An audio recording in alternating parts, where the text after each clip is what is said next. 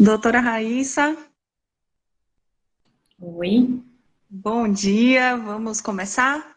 vamos. Pronto.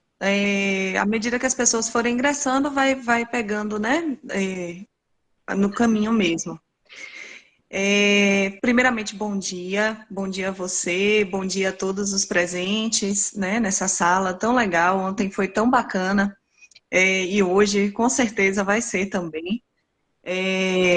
Nós estamos participando, fazendo um evento de uma forma um pouco mais fluida, né, na base das conversas, dos diálogos com mulheres que são profissionais e atuam com crianças que estão aí inseridas dentro do transtorno do espectro autista. Então, essa trilha de conversas é para falar um pouco sobre autismo e infância, né? Agradeço muito a doutora Raíssa pela disponibilidade. Ontem eu falei um pouco aqui, com a doutora Inayá também, como foi para articular esses contatos com duas médicas tão brilhantes, assim, cujos currículos falam por si só, mas que trazem uma bagagem, uma experiência, é, vivência, principalmente, e que agrega muito, com certeza, aqui à nossa trilha, né? Porque eu gostei de chamar assim para definir um caminho mesmo, de estudo, de reflexão, que é o que a gente pretende trazer, abordando várias áreas do conhecimento. Hoje a nossa conversa vai ser com a doutora Raíssa Rocha. Ela é neurologista, não é isso? Médica neurologista. Vou deixar que você se apresente, doutora, fale um pouco sobre sua trajetória, né, para que todos possam compreender em que área de atuação você se encontra. Falar um pouquinho também sobre o que te levou a seguir esse caminho. Então, vamos começar com a sua apresentação. Bom, primeiro, obrigada pelo convite e parabéns pela iniciativa. É super importante levar informações. A gente sabe que a neurologia infantil, a psiquiatria infantil, são áreas que, infelizmente, não tem em muitos locais, ou se tem, é muito restrito, nem todo mundo consegue ter acesso. E hoje, o número de pacientes com transtornos do neurodesenvolvimento geral e transtorno do espectro autista é muito grande. E muitas vezes os pais não conseguem ter acesso às informações adequadas, né? Então, parabéns pela iniciativa, eu espero que seja muito proveitoso para todos. Então, eu sou Raíssa, eu sou pediatra e neuropediatra, eu sou piauiense, me formei lá no Piauí e fiz residência em São Paulo, fiz na USP. Fiz primeiro pediatria e depois fiz neuropediatria. E os transtornos do neurodesenvolvimento e autismo, com certeza, é o que a gente mais atende no dia a dia da vivência da neuropediatria. Então, não tem como não estudar, não tem como não ter conhecimento, porque senão a gente não consegue ajudar esses pais, essas mães, e principalmente as crianças, que são quem mais precisa. Perfeito, doutora. Então, a gente criou um roteiro, né? As pessoas podem colocar algumas perguntas, né? Algumas colocações aqui pelo chat. Daqui a pouco eu vou olhar também. Mas vamos começar com o conceito mesmo de transtorno do neurodesenvolvimento, né? O que significa isso, afinal de contas? Um nome grande, né? Transtorno do neurodesenvolvimento são uma série de condições, né? São várias condições que estão presentes, começam a se desenvolver exatamente no período da infância. Ali, exatamente quando a criança está antes de ir para a escola, ou logo após que ele entra na escola, às vezes os pais demoram, ou a criança demora um pouco para mostrar esses sintomas. Então, são condições que começam a se desenvolver no estágio inicial da infância. E essas condições, elas vão trazer algum prejuízo, algum déficit na vivência dessa criança. Seja na área social, uma dificuldade de socializar, uma dificuldade de se comunicar, ou até mesmo na área acadêmica, um transtorno de aprendizagem, onde a criança tem uma dificuldade ali para aprender letras, números, ou na parte familiar, no convívio familiar. Então, esse prejuízo ele pode ser restrito em alguma área, só na leitura, só na escrita, ou ele pode ser mais global. Então, essa criança pode ter dificuldade, por exemplo, para ler, escrever, socializar. Então, pode ser um conjunto de dificuldades. Isso é transtorno do neurodesenvolvimento. A gente tem várias condições que estão presentes nos transtornos do neurodesenvolvimento. Aqui a gente vai falar principalmente de autismo, mas esses transtornos, inclusive, podem vir associados, então não é raro a gente ter uma criança com autismo e TDAH, que é o déficit de atenção e hiperatividade. A gente tem a deficiência intelectual, que antigamente a gente chamava de retardo mental. Hoje a gente chama de deficiência intelectual. Também pode vir associado. E existem vários outros, como os tics, os transtornos de aprendizagem, a alteração da fala e da linguagem. Então, tudo isso é transtorno do neurodesenvolvimento. É qualquer condição que começa na infância e que pode persistir com os sintomas na vida adulta. Esses transtornos, eles têm origem somente no ambiente ou eles carregam a origem genética? Como, assim, vem de origem, é genético, ou é ambiental, são as duas coisas? Como é que se define? Bom, então, vamos falar um pouquinho sobre o porquê, né? Por que essas crianças têm essas condições? Hoje a gente sabe que a genética ela é fundamental. Não existe a gente falar em neuropediatria sem falar em genética. Andam de mãos dadas. Só que muitas vezes não é um gene único. Então, às vezes a gente fala assim, meu filho tem esclerose tuberosa, que é uma condição que pode dar alterações de pele, alterações neurológicas, transtorno do espectro autista. A gente tem um gene associado a isso. Então, é uma condição que causou um transtorno do neurodesenvolvimento e tem um gene relacionado. Quando a gente fala de TDAH, de autismo, a gente está falando de causas multifatoriais. Então, são vários fatores. Não é só o ambiente. Então, às vezes, as mães se culpam muito, né? A gente vê muito na prática clínica, mas dizendo assim, mas eu fiz tudo na minha gestação, eu tentei fazer tudo, eu me alimentei da maneira correta. Então, não, a culpa não é das mães, tá? Mas o ambiente em que essa criança vive, com certeza influencia. Então, aquelas gestações que têm um alto grau de estresse, ou crianças que são abandonadas, crianças que vão para adoção e não têm os estímulos necessários. A gente sabe que essas crianças têm uma propensão maior. Mas só o ambiente, ele talvez não seja o suficiente. É necessário ter um substrato ali, uma base genética para que isso aconteça. E aqui na base genética a gente ainda está estudando. Hoje a gente sabe que existem vários genes que são relacionados com esse transtorno, mas a gente sabe que não existe um gene só. Existem vários genes, inclusive variantes comuns que todos nós temos. A associação de variantes comuns com fatores ambientais, com variantes patogênicas, predispõe esses indivíduos a ter transtorno, por exemplo, transtorno do espectro do autismo. Mas também pode ter as outras coisas, como, por exemplo, deficiência intelectual. A deficiência intelectual ela tem uma base genética muito forte. Então, isso varia um pouco de transtorno para transtorno, mas todos eles, questão ambiental e questão genética, influenciam. Até porque, quando a gente fala em genética, não basta só ter o gene. Muitas vezes esse gene ele vai sofrer transformação do ambiente, entendeu? O ambiente em que a gente se encontra, ele faz ele tem interferência na expressão desse gene e nas manifestações desse gene. Então, só a parte genética, ela contribui bastante, mas a questão ambiental também contribui, seja para a expressão desse gene, seja para as outras manifestações que a gente encontra. Certinho, doutora. E em relação ao transtorno do espectro autista em si, né? Quais são as principais características? O que é que eu sei que o DSM passou por uma transformação recentemente, né? Então, quais foram as principais transformações entre, acho que mudou, não foi de CID-10 para 11, ou o contrário, 10 para 11, né? Englobou, o CID-11 englobou, né, diversas características que estavam classificadas aí como CID-10, F84, e aí veio trazendo e englobou ali, trouxe Asperger também para dentro da definição de transtorno do espectro autista, e o que é exatamente que vai definir, né, que uma pessoa é autista? Quais são as principais características deste transtorno? Ótimo. Então, sim, o CID e o DSM, eles mudaram, principalmente o DSM, né? O DSM, ele é um manual de transtornos mentais, que ele é feito lá pela Academia de Psiquiatria, Americana de Psiquiatria, e antes, o autismo, a gente tinha muito pouco conhecimento antes, né?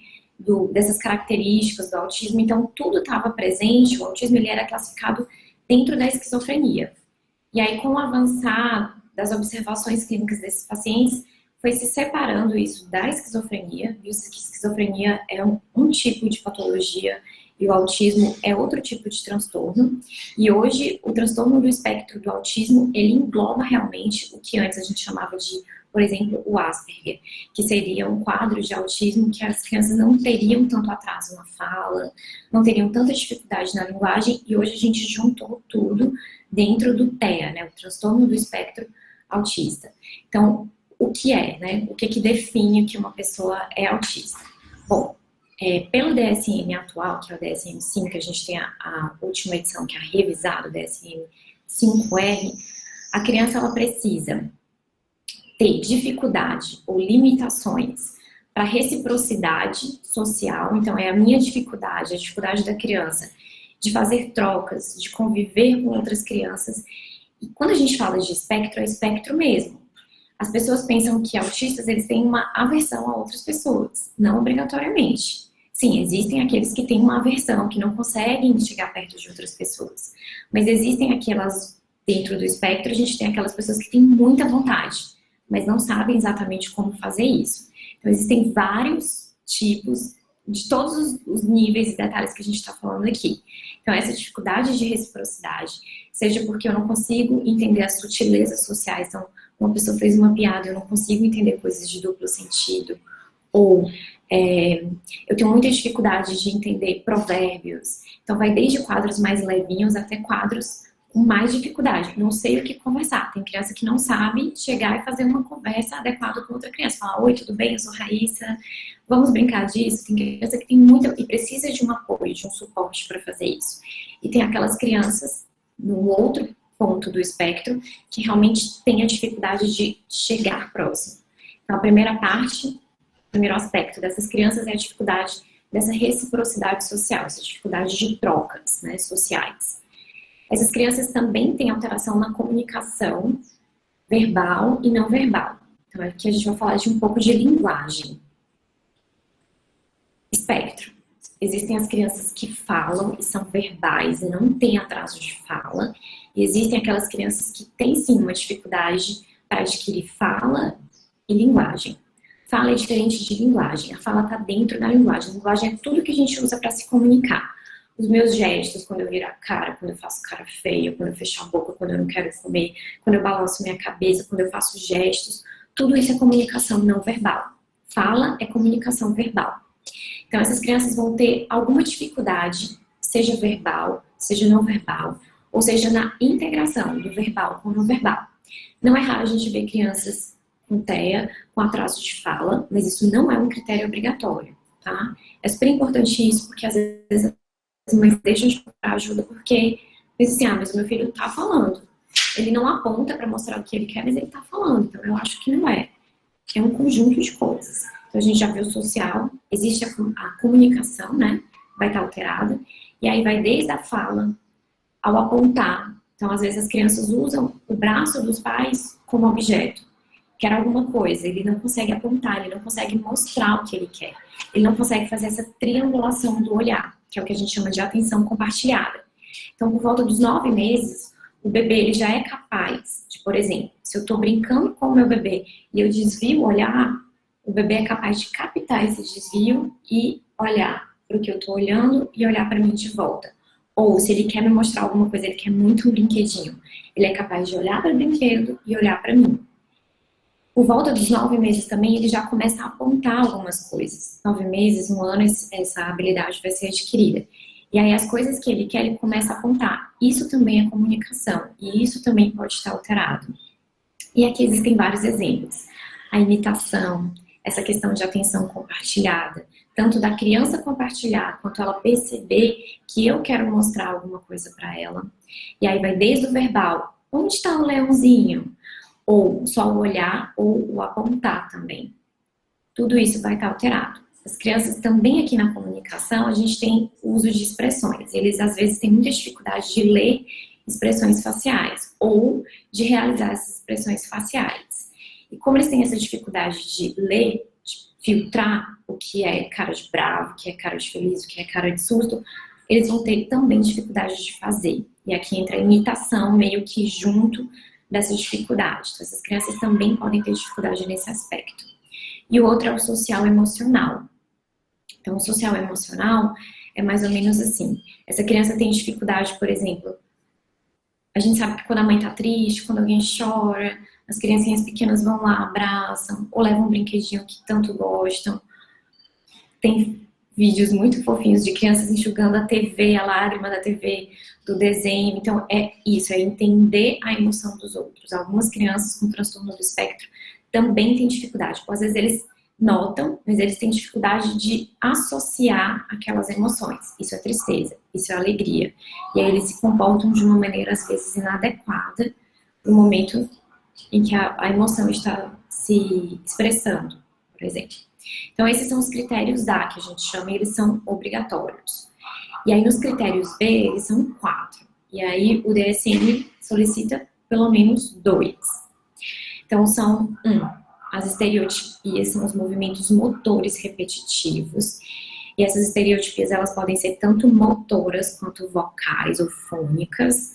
E aí a gente tem várias, cada criança vai ter a sua estereotipia, vai desde chacoalhar as mãos, fazer movimento com os dedinhos, tem criança que aperta os dedinhos, tem criança que rola para frente e para trás, tem criança que roda sobre o próprio eixo, tem criança que é correndo de um lado para o outro.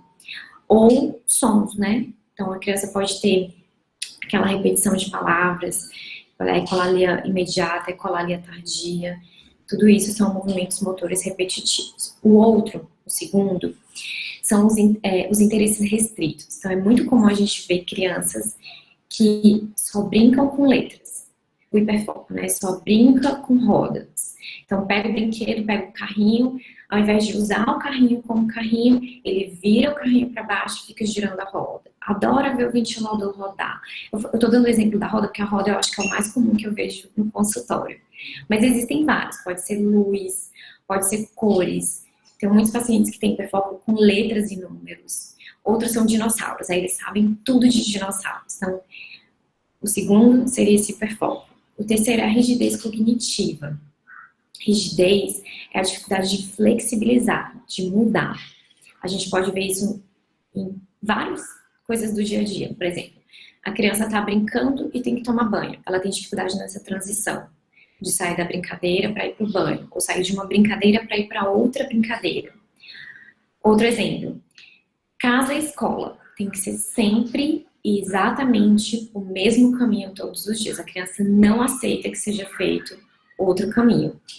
Como a gente está falando de espectro, novamente entra aqui o espectro, existe desde aquela criança que nota e fala, mãe, esse não é o caminho de ir para a escola, até aquela criança que chora e se irrita e fica brava e não aceita e não vai para a escola se o caminho que ela fizer é diferente do que ela habitualmente faz.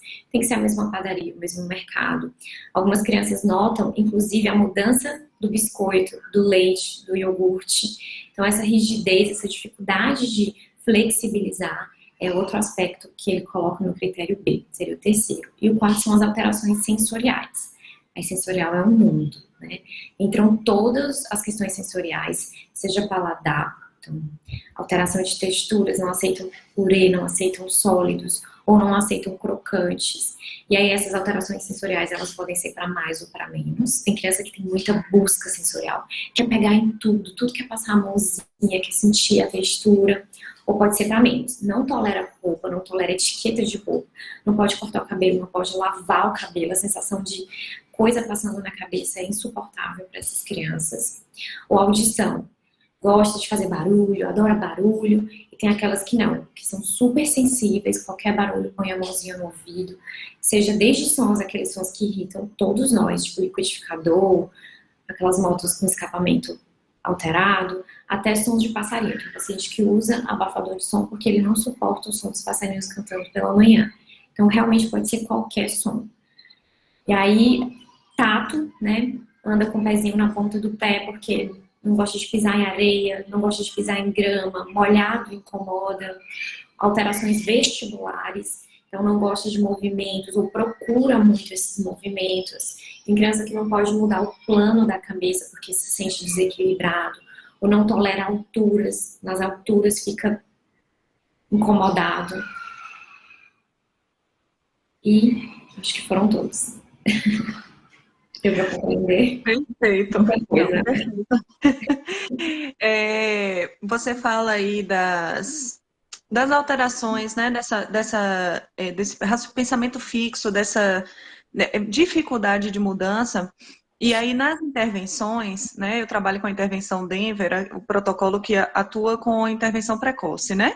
Sim. E a gente percebe como isso se manifesta na intervenção. Então, uma das habilidades, às vezes a gente ignora que isso seja complexo para várias pessoas, né? Uma das habilidades é conseguir soltar um brinquedo antes de brincar com outro. Uma dos alvos, né, das habilidades alvos com as quais eu trabalho é essa, que parece uma coisa simples, né, banal. Eu largo um brinquedo e vou brincar com outro, ou eu consigo brincar e afastar e me organizar para brincar com outra coisa. E não é assim, né? No dia a dia a gente percebe que vai brincar com outra coisa, mas segura o lápis que estava pintando antes, né? Tem que manter aquele objeto nas mãos como se aquilo desse uma segurança, como se aquilo assegurasse de que está tudo bem, acalmasse, regulasse, né? Os outros comportamentos, né? Desse uma sensação de firmeza. E aí eu queria perguntar para você se há explicação na neurociência, né, dentro do âmbito dos estudos, se há alguma explicação interna nessa relação com o objeto, com a rotina, ou se ainda não há estudos não comportamentais para a comprovação disso. O que acontece tanto com a rigidez quanto com as alterações sensoriais é que muitas vezes essas crianças, por exemplo, das alterações sensoriais, hoje a gente sabe que é uma alteração, às vezes na percepção. Eles sentem da mesma forma, ou às vezes eles sentem um pouco mais, ou às vezes eles sentem um pouco menos, mas na interpretação dessa sensação. Então a gente tem o toque, e quando a minha mãe faz carinho em mim, aquilo me acalma, porque eu associo o toque da mão da minha mãe a uma sensação muito gostosa de proteção, de segurança, de prazer de estar junto. Para algumas crianças, e eu vou dar esse exemplo do toque porque eu acho que é um exemplo que a gente consegue perceber. O exemplo do toque é assim, então eu sinto que aquele carinho é gostoso. Na criança com autismo, esse toque ele pode ser desconfortável. Não porque a minha pele está machucada em si, mas porque a sensação do toque, a conexão de ser aquela coisa gostosa, vai para a conexão de que é uma coisa muito desagradável. É como se fosse uma lixa passando na minha unha. Então eu associo aquele toque a um prazer, a uma coisa que não é prazerosa, a uma coisa que é desconfortável. E aí, a neurociência tenta explicar isso. Hoje não existe um protocolozinho, uma justificativazinha fechada. É difícil de fazer testes, né, em humanos, então a gente faz alguns testes em animais. Mas a gente tem muito esses exemplos dos recém-nascidos. O recém-nascido é um bebê que nasceu antes do tempo, a pele dele é exposta a estímulos que não eram para estar presentes naquela fase do desenvolvimento. E são bebês que geralmente são manipulados em incubadora, porque eles estão geralmente em leitos de UTI, e eles associam o toque a estímulo doloroso, porque só me pegam quando vão coletar sangue, quando vão fazer um acesso, quando vão fazer um procedimento em mim. Então, o toque é algo que dói, que machuca, que vai me incomodar. E é mais ou menos isso que acontece no transtorno do espectro. Isso tanto para o tato, quanto para a audição, quanto para o paladar. Então, a associação, a gente sabe que o TEA é um problema de associações, de conexões de regiões do cérebro. As conexões estão alteradas e a gente consegue tentar melhorar isso, e a gente realmente melhora, com as terapias. Então, eu mudo essa associação, eu tento regular essa associação. Da questão da rigidez, eles gostam muito de previsibilidade. Criança, no geral, gosta muito de previsibilidade. Por isso que a gente fala da importância da rotina. O nosso cérebro, ele poupa energia quando a gente está na rotina. Quer ver? Quando a gente lembra assim, hoje é segunda-feira, eu vou para o trabalho. Você faz tudo no automático. Você não pensa, agora eu tenho que acordar, agora eu vou tomar banho, agora eu vou tomar café. Não, você vai lá e faz, às vezes você faz até meio que dormindo. Então, a rotina, a previsibilidade, ela poupa a energia do nosso cérebro, porque a gente vai no automático, aquilo ali a gente já aprendeu. As crianças com rigidez, elas têm rigidez por vários motivos. Um dos motivos é, aquilo ali eu gosto, me acalma. Cada um tem uma coisa aqui que gosta e que acalma. E é ótimo ficar com coisas que gostam e acalmam. A outra tarefa, eu não sei o que é. Talvez ele nem conheça. Ou talvez não seja uma tarefa muito prazerosa. Ou talvez a experiência com aquela tarefa não seja tão legal. Então, essa é uma das justificativas. Outra coisa, crianças que gostam muito de a fixação, né? Que gostam muito de determinados objetos, eles gostam daqueles objetos porque eles sentem muito prazer e o prazer acontece com aqueles objetos. Então, eles reconhecem as letras, exemplo das letras. Eles reconhecem as letras e as pessoas fazem feedbacks com eles. Então, ele fala, nossa, muito bem, parabéns. Então, aquilo para eles gerou um certo prazer porque aquilo teve o reforço, né? Que a gente fala nas terapias. Teve o reforço positivo. Então, ele fica fixo naquilo, primeiro, porque dá segurança para ele, porque ele gosta, e porque geralmente vem o reforço em seguida. Mas é difícil. Eu acho que é a parte que mais... Tanto as alterações sensoriais, quanto a questão da alteração social e a rigidez, eu acho que são os comportamentos mais desafiadores que a gente enfrenta aí no tratamento do espectro, né? Às vezes é bem difícil. Algumas coisas podem facilitar. Às vezes não é porque a criança não gosta da outra tarefa, ele só tem dificuldade para mudar mesmo de tarefa, porque aquela tarefa está sendo prazerosa para ele. E aí algumas dicas que a gente dá para as mães é assim, ele tá brincando e ele tem que almoçar, faz uma coisa que ele gosta na transição. Então, ele gosta de pular, adora sair pulando feito um sapinho. Então, agora a gente vai almoçar, fala com uma voz bem, né? Agora a gente vai almoçar pulando. Não, faz uma voz legal. Agora a gente vai almoçar pulando que nem sapo. E aí larga a tarefa, faz uma atividade que ele gosta, para aquela transição não ser tão difícil. Essa é uma das mil possibilidades que a gente tem aí dentro das terapias. Assim, o cérebro, esse cérebro, tudo que acontece aqui a nível de comportamento do lado de fora, se dá, na verdade, devido ao atraso de desenvolvimento. Tudo isso configura atraso no desenvolvimento, né? Achar que coisas prazerosas são aversivas, fazer associações de prazer e aversão, né? Dependem da forma como se porta aqui fora, como observa a sociedade. Então, eu observo que todo mundo gosta de receber carinho. Sim. Né? Então, eu sei que é uma coisa positiva, porém, eu não consigo achar isso positivo. Para mim, é aversivo. E aí, essas aversões, elas dialogam com o atraso do desenvolvimento cerebral. Não é isso? Essa é uma possibilidade de dizer que essa é uma relação direta?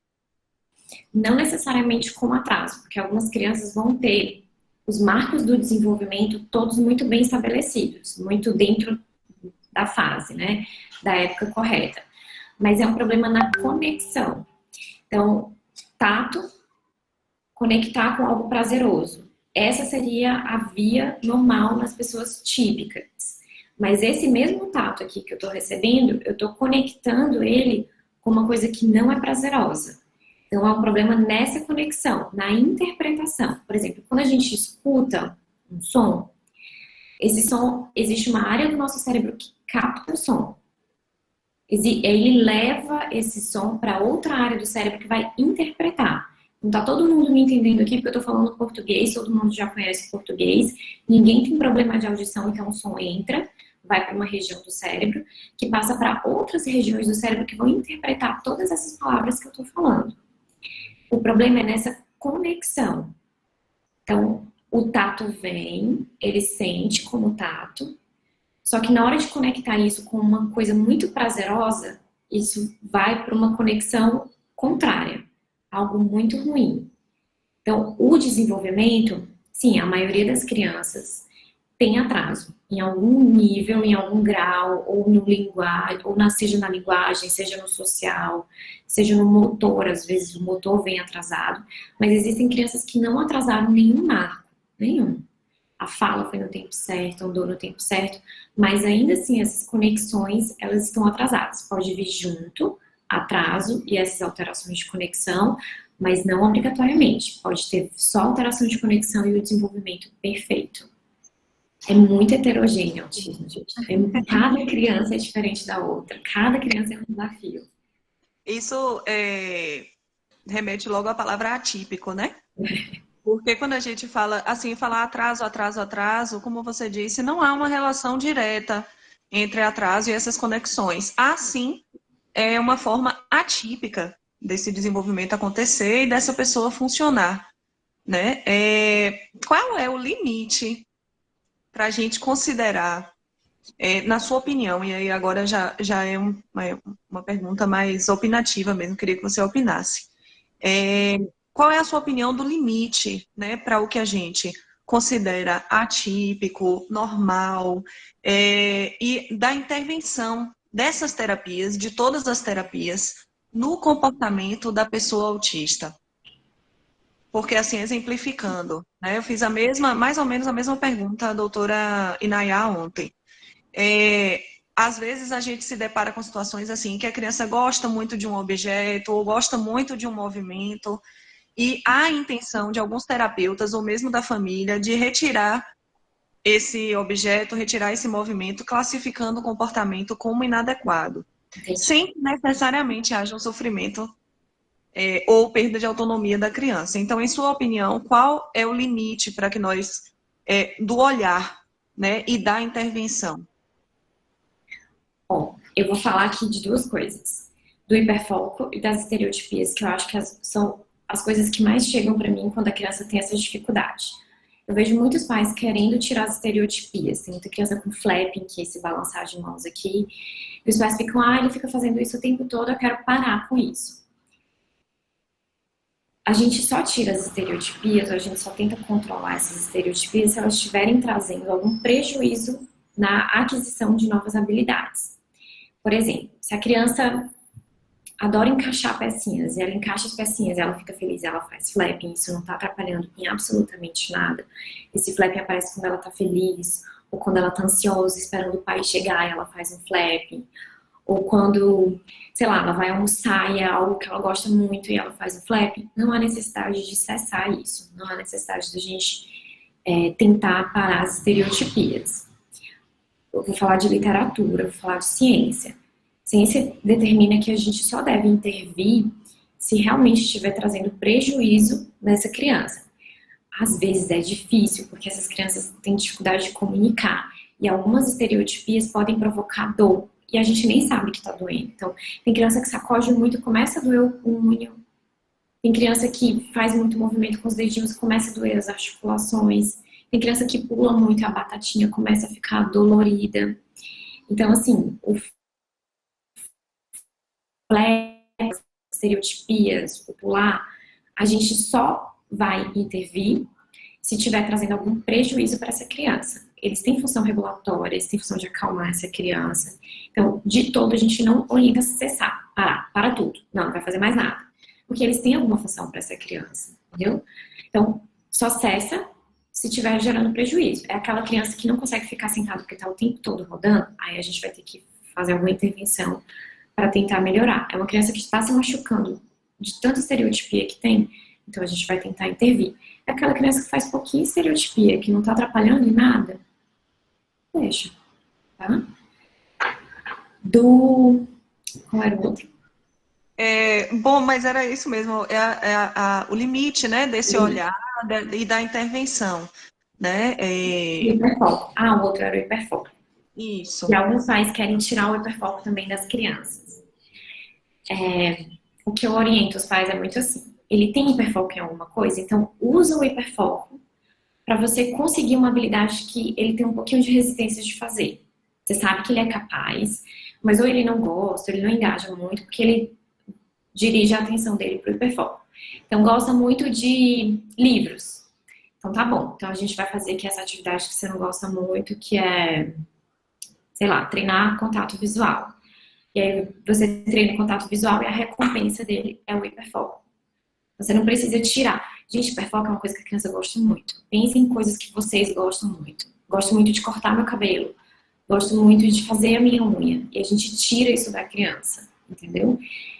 Não tirem. Usem isso da melhor forma que vocês conseguirem. Se o hiperfoco está atrapalhando na vida, está interferindo em tudo, essa criança não consegue fazer nada, fica só focada no hiperfoco, a gente consegue restringir algumas horas e limitar, mas a gente não precisa retirar por completo. Ou a gente pode usar o hiperfoco para treinar coisas que essa criança não faz. E aí o hiperfoco vira a recompensa por ele ter feito algo que ele não gostou. Então tá aqui o seu livrinho para você folhear, para você ler, para você mexer. É isso que eu oriento, hein? Ótimo. Ivana, ela é nutricionista, está aqui na sala, né? Terapeuta holística também, e ela fez uma pergunta que eu acho muito interessante, em relação à seletividade alimentar. Nós abordamos um pouquinho aí, você abordou um pouco dos sentidos, da questão também da fixação, e falar em fixação leva a gente a pensar em seletividade, né? Poderia falar um pouquinho mais sobre essa seletividade alimentar, por que ocorre, formas que você orienta os pais a melhorar esses aspectos em busca da saúde, né, geral da criança. Seletividade é muito difícil, né? Entra ali dentro dos sentidos, né? O paladar, não só o paladar, porque comida é paladar, olfato, é visão. Então, tem pacientes que só aceitam alimentos de determinadas cores. Tem pacientes que só aceitam determinados tipos de alimento. Tem pacientes que têm restrições de texturas. Não aceita purê, não aceita crocante. A primeira orientação que eu dou é assim, deixa a criança entender o que é aquilo. Às vezes ele não quer comer a salada, que ele não sabe o que é folha, ele não sabe o que é alface, ele não sabe o que é cenoura. Então, deixa a criança explorar o alimento. Tem criança que não mistura, né? Que come tudo, mas come separado. Então, a seletividade vai muito assim. Primeiro, a gente tem que fazer uma sensibilização oral dessa criança. A gente tem que expor ele a diferentes tipos e texturas e cores e cheiros de alimentos. Leva tempo, leva dedicação e dá trabalho. E essa criança, ela vai ter que explorar esse alimento. Então, deixa ele entender, chama ele para fazer o alimento com você, mostra como que é feito o alimento. Então, tem criança que só aceita cenoura cozida, não aceita cenoura crua ou ralada. Mostra onde a cenourinha, tenta mudar um pouquinho a textura, vai alterando a textura aos pouquinhos e vai vendo o limite dessa criança. As desensibilizações auditiva, sensorial, elas têm que ocorrer aos pouquinhos. Não adianta eu pegar uma criança que não tolera som e colocar um som alto para ela. A alimentação é a mesma coisa. Vai colocando um pouquinho de alimento daquilo que ele não tolera por dia. Tenta aceitar de outras formas. Não aceita ovo. Bota um ovo cozido, faz um ovo mexido, faz ovos de diferentes texturas em alimentos que ele já aceita, que aí você vai treinando desse paladar, tanto o gosto, quanto o cheiro, quanto a visão, que a gente não come só mastigando. Tem criança que o problema não é a comida, é o cheiro da comida. Então, ele não tolera aquele cheiro de determinados temperos. Então, coloca um pouquinho daquele tempero que ele não gosta por dia. Muito pouquinho. E aí você vai aumentando até a tolerância e a aceitação dessa criança aumentar. Geralmente... Entra dentro dessa questão dos sentidos também, das alterações sensoriais. Sim. Geralmente quem faz o cuidado dessa parte de seletividade alimentar é o terapeuta ocupacional junto com o nutricionista. Fono, terapeuta Sim. ocupacional e o nutricionista entra junto aí para balancear os nutrientes, né? Certinho. Nós vamos passar agora para uma segunda, né, um segundo bloco de perguntas associados aí aos exames, né, e principalmente aos exames de imagem que são feitos com as pessoas do transtorno do espectro autista, né? A gente sabe que esse transtorno é diagnosticado através de padrões comportamentais, principalmente. Qual é a função do exame de imagem, então, né, do scanner desse cérebro? O que é que ele pode informar para a gente? Ele pode participar no diagnóstico ou ele é voltado para a intervenção em si? Ou para os dois? Pergunta muito comum. Meu filho foi diagnosticado com autismo, ele vai precisar fazer algum exame? A resposta é sim, ele vai fazer alguns exames. E existe uma orientação da Sociedade Brasileira de Neurologia Infantil. Cada sociedade tem a sua orientação. A americana é um pouco diferente da nossa. Mas a gente tem a orientação da SBNI, né, que é a Sociedade Brasileira de Neurologia Infantil. A ressonância, a tomografia, elas não estão indicadas para todas as crianças com autismo. A resposta é não. A maioria das crianças nem vai precisar fazer isso. Só tem indicação de fazer ressonância as crianças que têm alguma alteração no exame neurológico. Então, quando as crianças chegam, a gente faz a anamnese, que é a coleta da história, os antecedentes, tudo bonitinho. A gente faz a questão observacional, a gente observa como é a interação dessa criança com a gente, com os pais, com os brinquedos, a gente brinca com essas crianças, avalia um pouco o comportamento. Depois a gente faz a terceira etapa, que é o exame neurológico, onde a gente vai ver motricidade, sensibilidade, coordenação, equilíbrio e pares cranianos. Se a gente encontrar alguma alteração no exame neurológico, então, por exemplo, é uma criança que está com equilíbrio alterado, uma criança que tem uma base alargada numa idade que não é mais para ter uma base alargada, é os pés muito abertos. Uma base alargada é uma criança que tem um erro, uma dismetria, então ela vai acertar um alvo, ela erra. Ou é uma criança que tem alteração da motricidade ocular. Enfim, achei qualquer alteração no meu exame neurológico, essa criança tem indicação de fazer ressonância. Por que a ressonância não é indicada para todo mundo, já que é um problema lá no cérebro, as conexões e tudo mais? Porque é um problema de conexões. A estrutura, o cérebro em si, o formatozinho do cérebro, na maior parte das crianças vai estar normal. Entendeu? Então, assim, não é um problema que faltou uma parte do cérebro. Não é um problema que girou, formou o cérebro de um jeito errado. O problema é lá nos fiozinhos que conectam uma área com a outra. Então, o prédio, se a gente imaginar que o cérebro da gente é um prédio, quando você olha o prédio de fora, o prédio está perfeito, tem tijolinho, tem janela. O problema é o fio. Os fios que passam lá dentro. Tem algum fio no local errado.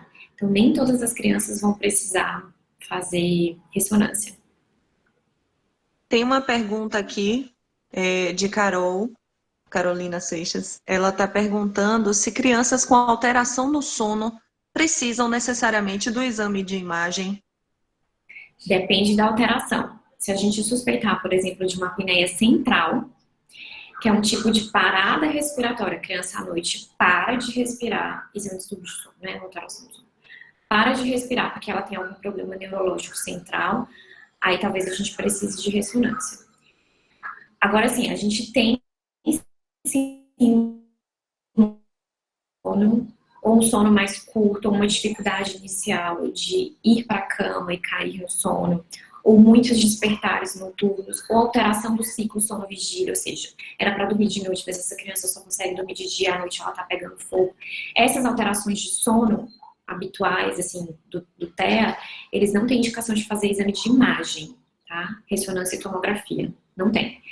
Algumas alterações pontuais, se a gente suspeitar, por exemplo, de apneia central, e eu tô achando que essa criança pode ter alguma alteração em áreas específicas da respiração, aí a gente pode fazer uma imagem e outro exame que a gente faz do sono, que é a polissonografia, para confirmar.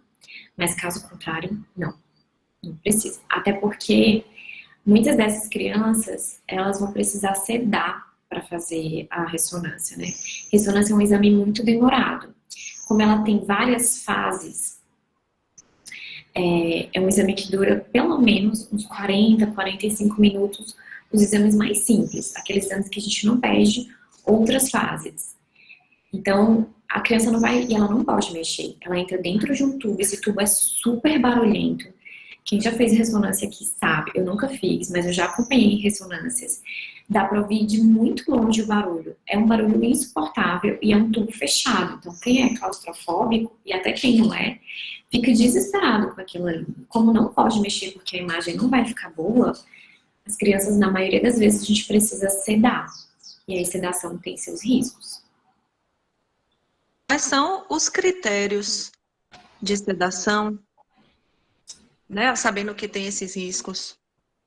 Geralmente a gente ceda as crianças. Então, primeiro, a gente só vai indicar imagem para aquelas crianças que realmente têm indicação de fazer imagem. E sempre que a gente indica a imagem, a gente vai conversar com os pais que existe a necessidade de sedação. Então, crianças, geralmente a gente ceda. E aí não existe um ponto de corte. Tem criança com 7 anos que é super colaborativa e fala assim, ó, eu consigo tentar ficar dentro de um tubo barulhento e vai super bem, mas tem adultos, 18, 20 anos, que não toleram fazer uma ressonância. Então, o critério para sedação é não colabora com o exame. Não colabora de ficar 45 minutos dentro de um tubo, então ele vai ser sedado para fazer imagem, lembrando sempre se houver necessidade de fazer essa imagem. Certo. Aí, voltando à necessidade, Carol também pergunta se a imagem pode mostrar qualquer prejuízo, por exemplo, nas áreas específicas, né, de desenvolvimento de habilidades, áreas especializadas. Por exemplo, a ressonância, ela demonstra algo na região ligada à linguagem? Ela pode explicar por que uma criança não fala na faixa etária correta? Muito legal. A ressonância tradicional que a gente faz, não. Que ela avalia o cérebro mais grosseiramente. Existe um tipo de ressonância que a gente usa para estudo, que é, em alguns casos, assim, tipo de pesquisa, e a gente usa, em alguns casos, assim, de tipo... existe um tipo de neurocirurgia, que é a neurocirurgia funcional. É a ressonância funcional. Aí a gente vai entender as áreas que se ativam no cérebro quando a criança é exposta a alguma coisa. A gente não faz ressonância funcional na prática, mas existem vários estudos hoje que mostram que sim, que essas áreas elas são ou hipoativadas, ou quando a gente mostra a figura, outras áreas são hiperativadas, ou áreas que não seriam normais de serem ligadas, digamos assim, estão ligadas no autismo, mas a ressonância tradicional que a gente faz, ela não vê alterações, tá? Uma coisa que é importante falar é que vocês já devem ter ouvido falar que é assim, existe o TEA sindrômico e o TEA não sindrômico, que é isso, né? O TEA sindrômico são aquelas crianças que têm alguns dismorfismos, algumas alterações. Então, tem criança que tem o cabelinho que é baixo implantado, tem criancinha que tem a sobrancelha junta, tem criancinha que tem a orelha baixa, tem criança que tem o filtro nasal longo, algumas são alterações nos dedinhos, tem prega única, como a síndrome de Down. Enfim, existem vários dismorfismos e esses dismorfismos podem vir junto com o transtorno do espectro autista, né? E aí a gente fala de TEA sindrômico. Os TEA sindrômicos, eles podem sim ter alterações na formação cortical. Então, esses casos, aí seria sim um exame que a gente indicaria, é a ressonância, mas é por isso, a gente vê alterações físicas nessa criança, tá? Então, nas crianças que não têm dismorfismo, que não tem nenhuma alteração no corpinho e não tem alteração no exame neurológico, a gente não indica. Teve dismorfismo, teve alteração no exame neurológico, ressonância. E aí a ressonância funcional a gente não faz na prática, mas sim. Para estudo, né? Será que um dia ela chega a se expandir, popularizar? O problema é que, vou explicar um pouquinho de ressonância para vocês. Existem vários tipos de ressonância. A gente fala de... Tem os números, né? 1,5 Tesla, 7 Tesla. A mais potente, a mais chique hoje em dia, que tem uma definição maior, é a de 7. No Brasil, a maior parte dos locais ainda faz menos de 2 Tesla. Então, a qualidade da nossa imagem é muito ruim. Porque essas máquinas, elas custam muito caro. Muito caro. Então, eu acredito que sim. Talvez em outros lugares a gente consiga mais rápido. Mas eu acredito que no futuro a gente vai ter esse tipo de imagem para facilitar a nossa vida, né? Tomara. Tecnologia. E quanto mais a pesquisa for facilitada, mais assertivas serão as intervenções também, né? E aí a melhora da qualidade de vida do sujeito. Para todo mundo, para a Não é? família, para o paciente. Com certeza. Doutora Jéssica está perguntando aqui quais são os riscos da sedação. Você falou em riscos, mas quais são esses riscos? Isso vai depender muito da medicação que se vai utilizar. Então, geralmente a gente usa medicações para a criança dormir. A gente quer induzir o sono nessas crianças, né? Então, existem vários tipos de medicações que a gente pode utilizar. E quando a gente fala dos principais efeitos colaterais são, alergia. Essa criança pode ter algum, e às vezes é desconhecido mesmo. Então, não são medicações que a gente usa na rotina. Então, ninguém está usando aí midazolam todos os dias. Então, essas crianças podem desenvolver algum processo alérgico e é imprevisível dizer o que ele vai ter alergia ou não. Algumas dessas medicações, elas provocam o que a gente chama de depressão respiratória. Então, induz o sono e a respiração vai ficando fraquinha, fraquinha, fraquinha, fraquinha.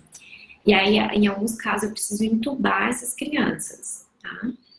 Esses são, acho que, os dois principais efeitos colaterais. Algumas crianças, elas podem ter doenças neuromusculares, pode ter algum grau de fraqueza. E aí, a sedação pode interferir no funcionamento do músculo também, tá? Então, se a sua criança tem algum grau de fraqueza, se essa criança ela é molinha, assim, uma criança mais mole, que não senta ainda, tem 2 anos, não senta, está muito atrasada, tem uma suspeita de doença neuromuscular, tem que ter muito cuidado na sedação também. Acho que é isso.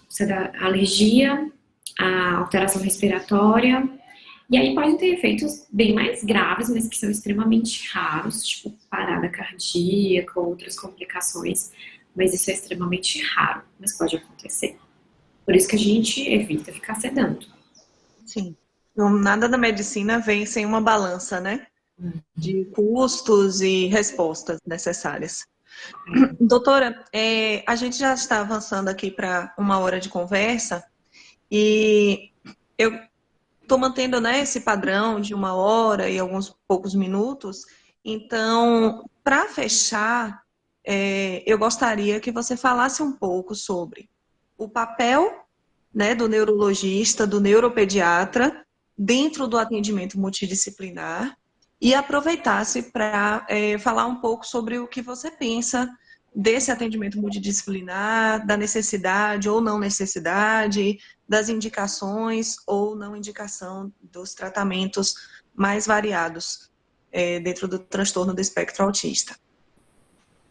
O papel do neuropediatra, ele pode ser tanto de coordenar, tá ali junto com a equipe multi, né, e organizar esse trabalho e ver todas as áreas que a gente está trabalhando. Então, estou trabalhando linguagem, então sempre elaborar um plano junto com a equipe multi.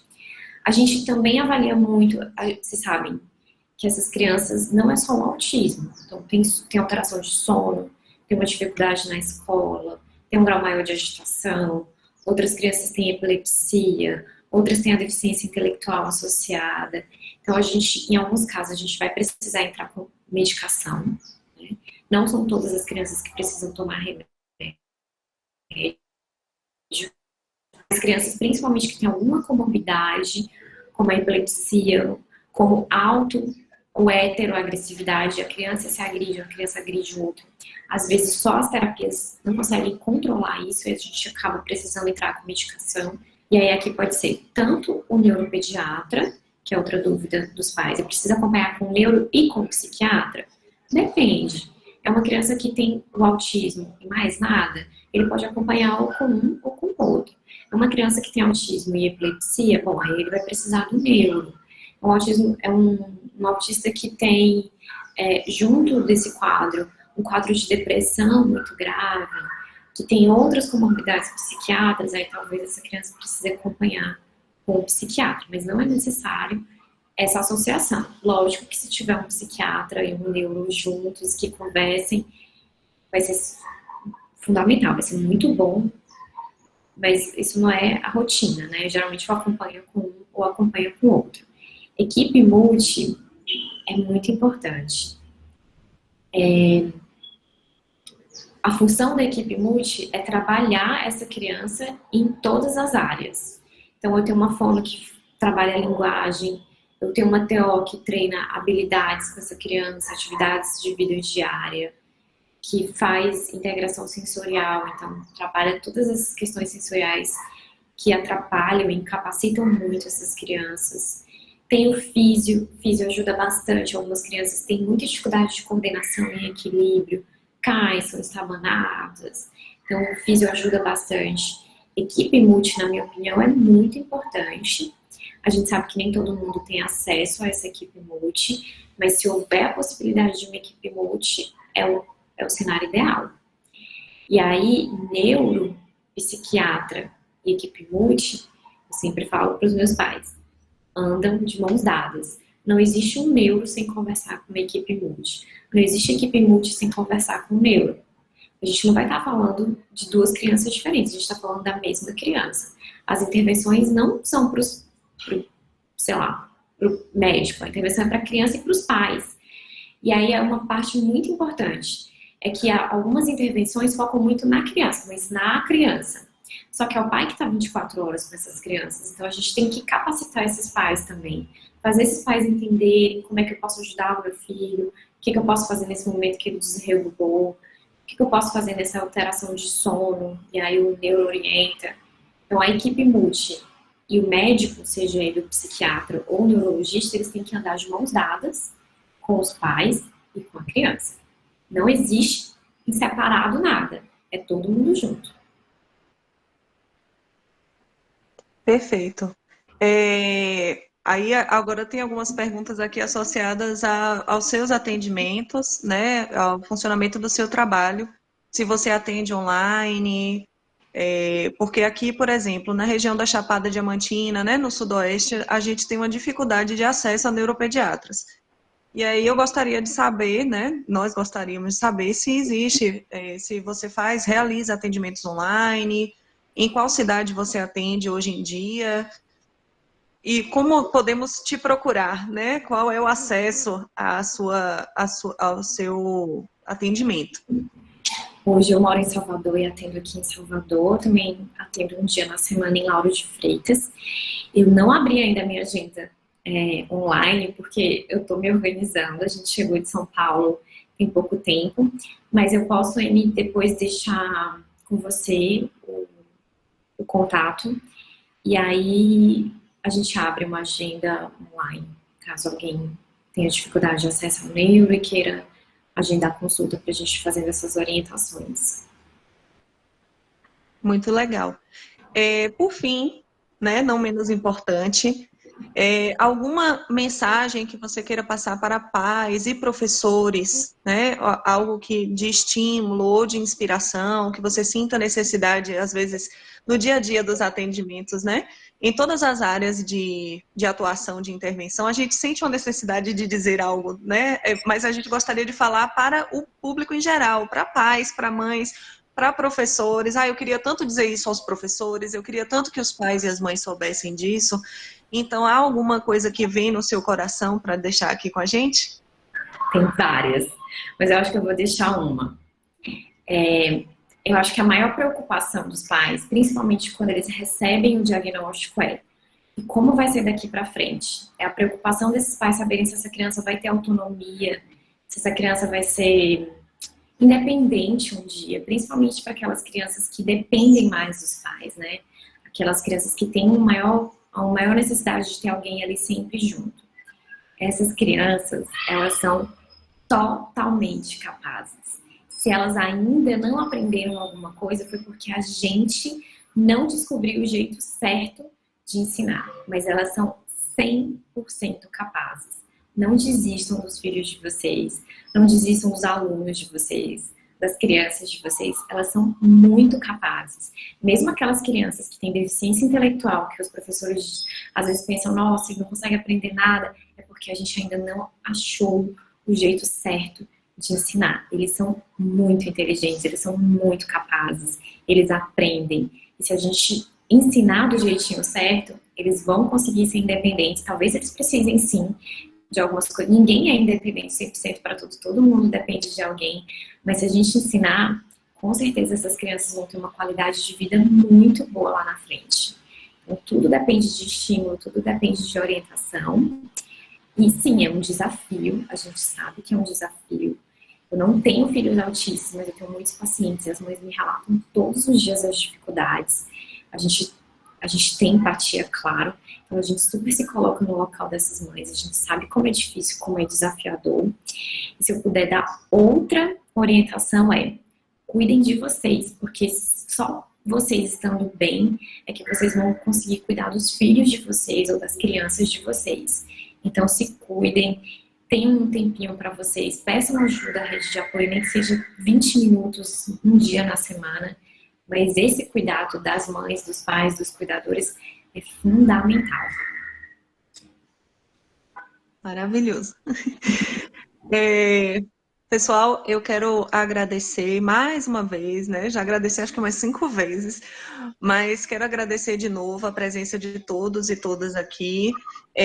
A doutora Raíssa pela disponibilidade de novo, né? Por ter sido tão gentil, tão carinhosa durante todo o processo aí que a gente esteve combinando esse encontro e pela abertura do tempo. A gente sabe que tempo é uma coisa valiosa, uma coisa querida por nós, né? E doar o tempo é uma coisa, para mim, define mesmo afeto, define carinho. Então, gratidão mesmo pelo momento de esclarecimento, de compromisso com o conhecimento, com a ciência, né? É importante ressaltar aqui que todas as conversas seguirão o mesmo fluxo de compromisso com a evidência científica.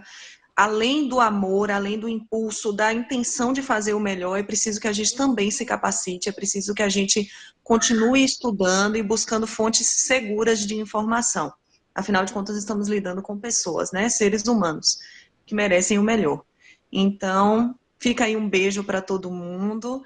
E, doutora Raíssa, espero que a gente possa estar em contato outras vezes, tá bom? Aí na minha cidade natal, quem sabe? Muito obrigada a todos por ter vindo. Obrigada mesmo. Obrigada, Amy, pela oportunidade. E conhecimento é vida. Espalhe o conhecimento. Isso aí. Um beijo. Beijo. Tchau, Beijo. pessoal. Tchau. Tchau.